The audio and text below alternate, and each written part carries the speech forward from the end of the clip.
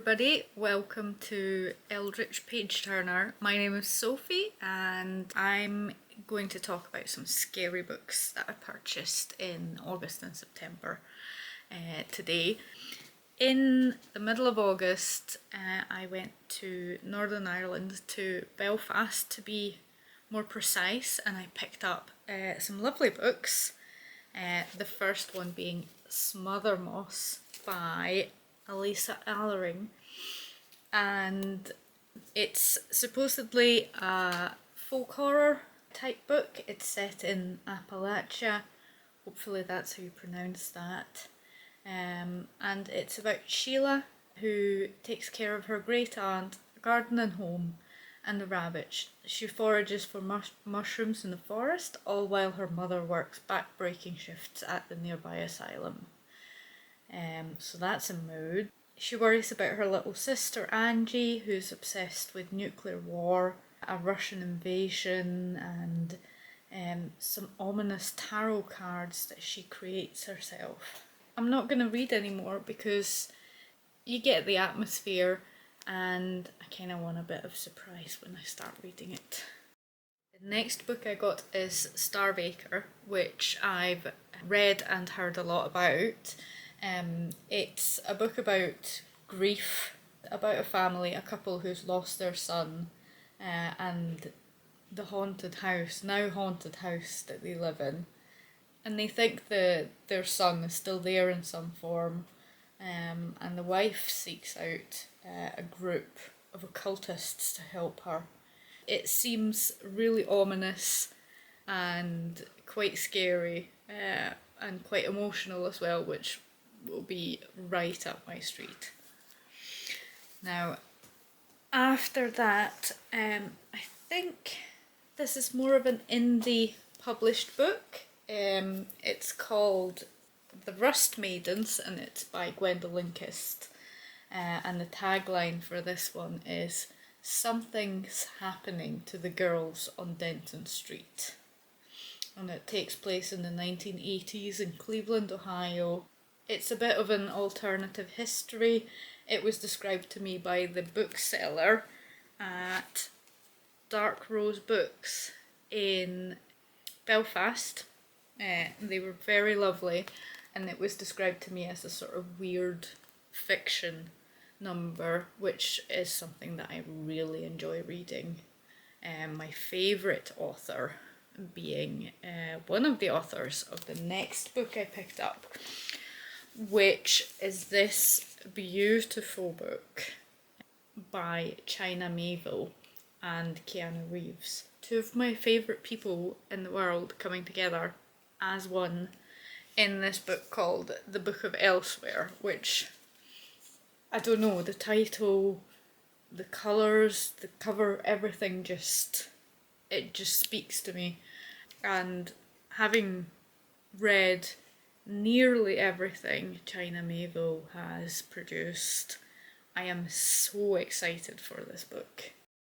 It's about a man who supposedly cannot die, but he wants to, and he's been offered a deal by a Black Ops group who has promised that they can help him if he helps them first. And it sounds really interesting. The next set of books that I'm going to show you that I picked up, it's 4 books that I knew nothing about previously, and I picked them up at Worldcon, which was in Glasgow this year, and it was really excited. Although while I was there, I was extremely tired. I managed to make it to the last day of Worldcon, and I had dropped somebody off at the airport at about 5 in the morning, so I was very tired when I went there, but I think I picked up some interesting books anyway.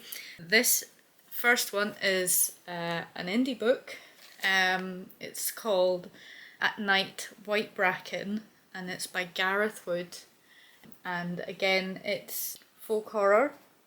And it says, folk horror meets Sink Estate in rundown working class Britain.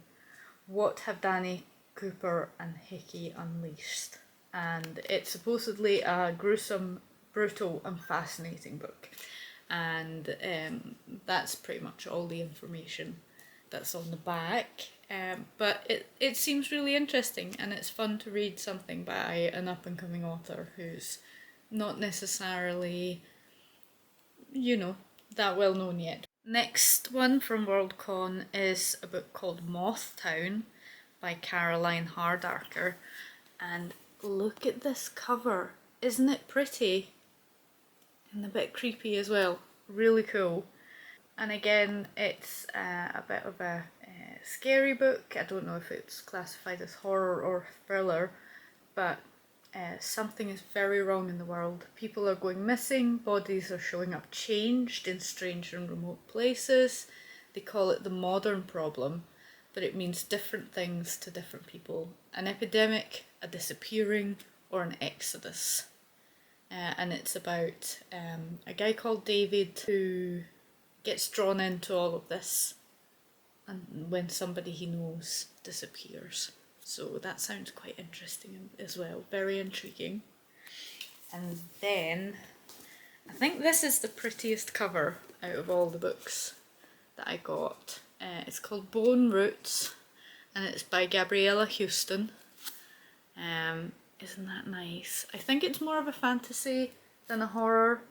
The tagline is 2 mothers, each trying to protect her own daughter, but only one of them can succeed, and only one of them knows why. That sounds really interesting, doesn't it? But it was definitely the cover that sold this one to me. And finally, I got The Hollows by Daniel Church. And it says, in the bleak midwinter, in a remote village in the Peak District, so it's set in England again, a once-in-a-lifetime snowstorm is coming, and Constable Ellie Cheetham has found a dead body. At first glance, it looks like he drank too much and froze to death. Sorry. But the facts don't add up. The man is clutching a knife in one hand, and there's evidence he was hiding from someone. Someone who watched him die. Stranger still, an odd charcoal mark has been drawn onto a stone beside his body. And this is only the first death. So that sounds pretty cool. A mystery, a little bit scary, hopefully a good read. I'll let you know. We just came back from Australia, which was amazing. We had a pretty cool opportunity to go there and visit some friends. And while there, I obviously had to do some book shopping. So these last 2 books are from a new and used bookshop in Tasmania, in Hobart, Tasmania, called Cracked and Spineless, which is a fantastic name. And the first one is called Saturnalia, and the tagline is, doors open at 7, the sacrifice is at 9, the dress code is, as usual, black tie. How cool does that sound? And how nice is the cover? How witchy. I really like this.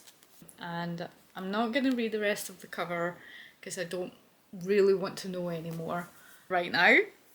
And the next book is a book called wowee by Ella Baxter, and she is actually a Tasmanian author, so I thought it was cool to get something by an author who was local to where I was. And the tagline here says, Sabine returned from the shops carrying a bag containing an effortless pair of Christian Vinjants. I think that's how it's pronounced. Fringed trousers and the Miéville, no, I can't pronounce that. Some crinkle Nero boots. The sales assistant had agreed that the combination made Sabine look exactly like an artist. A conceptual artist, Sabine asked, and the sales assistant said, or an actual artist. So this is a bit more contemporary, but the person in the bookstore really sold it to me because she told me quite an unsettling story about how Ella Baxter came up with and wrote this book after having been stalked by somebody who became obsessed with her after reading her first book.